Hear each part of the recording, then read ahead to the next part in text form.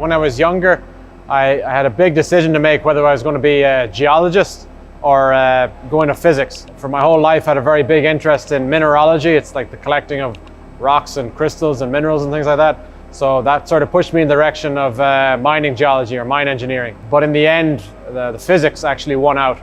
Physics is a fantastic bedrock for that because you literally learn about how the world works. So that's a big part of the reason why, whether good or bad, I can have an opinion on a lot of different things. So my PhD was quite simple. If you're in North America and you drive a big truck, those drivers, they sleep in those trucks. And so they need air conditioning and electric power when the truck is parked. Idling the main truck engine wastes fuel and wrecks the engine's exhaust system, costing fleet operators $1 billion a year. Like Tesla, we've designed a completely new approach to electric power systems. We've developed a complete thermal management and power control system wrapped around the latest lithium-ion battery technology. But the big difference is that it's silent, it basically has no emissions, and it was maintenance free. So it kind of solved a lot of those problems. I'd always planned to do something different. I'd always planned to start up my own company at that point. But that was sort of the natural progression from the PhD studies to the batteries. I would have had a great interest in startups and Elon Musk and all these sorts of things that were happening right throughout my teens. I'd be watching YouTube videos all in my younger years and all these different talks and careers. But certainly growing up, be a strong sentiment of doing things yourself and being your own boss in my family. I knew I was going to start a company, so I spent probably 60% of my PhD building labs, building infrastructure in Moore, where my home house was, where it all started. CNC machine tools, big ones like industrial CNC machine tools, labs and tests and infrastructure. And this is sort of an origin of a lot of the mentality around this company, around Xerotech, is that I had to build my own workshop. Every step of the way, choice was either do it yourself or die, nothing else.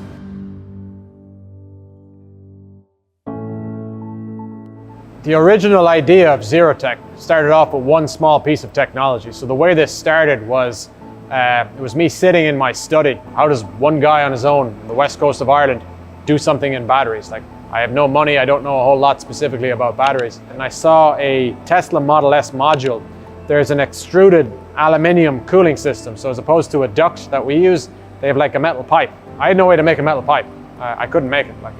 I had no machine that could make that extrusion. I couldn't weld it. I saw a computer anti-static bag on the table, and I basically thought that, could you use that if you put water in it? Would that work? So then, like the very initial test, literally in my kitchen, were taking an anti-static bag, putting in our plastic cooling duct into it. Exact same configuration, head to head against the Tesla Model S, which was the best in the world at the time.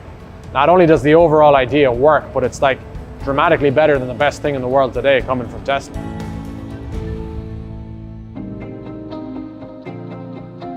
The focus then was on a real commercial project with a customer, and that was ultimately automated guided vehicles. So this was things that move pallets around warehouses, little robotic red things for an Irish customer that moved them around. Because they had two modules with the Xerotech technology inside of them, the duct, the cooling system, and also a battery management system as well. I had one shot, I was out of money, I had no other way to do it. If it didn't work, I was completely shot. There wouldn't be a second try. So everything had to work for the first time, and it was first of a kind. So it was a really hard time. That summer of 2019 was probably the hardest time in my life. That was in the midst of trying to close a €2 million funding round for the first time, in the middle of a field trial with about 25 battery systems with lots of engineering problems, things to fix. Timelines really tight, out of money, everything had to work.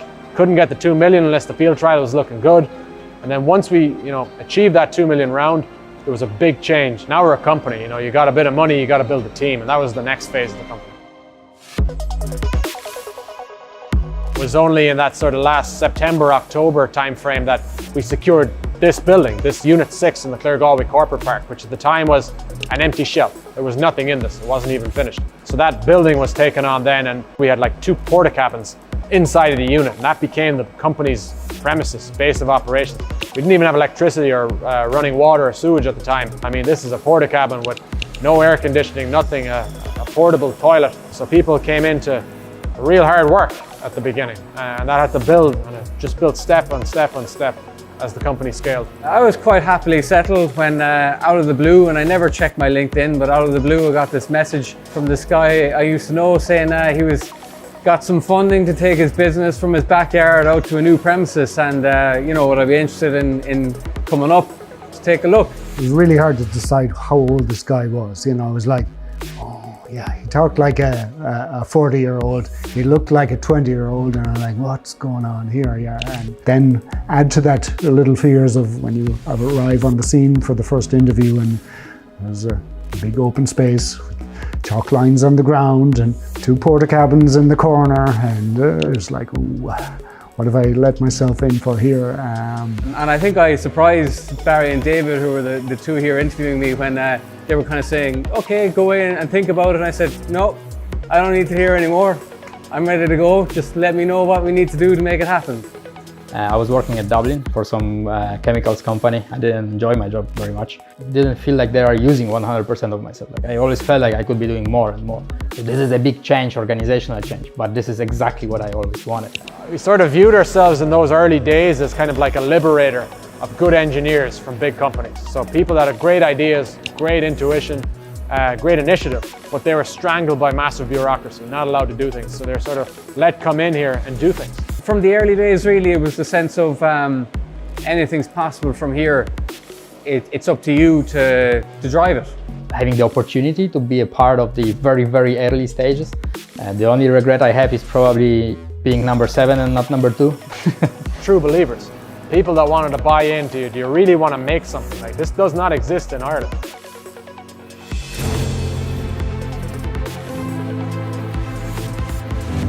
You have to find that first reference customer. It turned out to be an Irish company up in Tara Mines called QME. They make these Jeeps, Toyota Land Cruiser Jeeps, and they wanted to electrify one of them. So we built a battery system for that. This was a very important milestone that I think has proven to everybody at the time in the organization that, guys, that's it. Like, it's literally our design, our product, our software, hardware, all working together.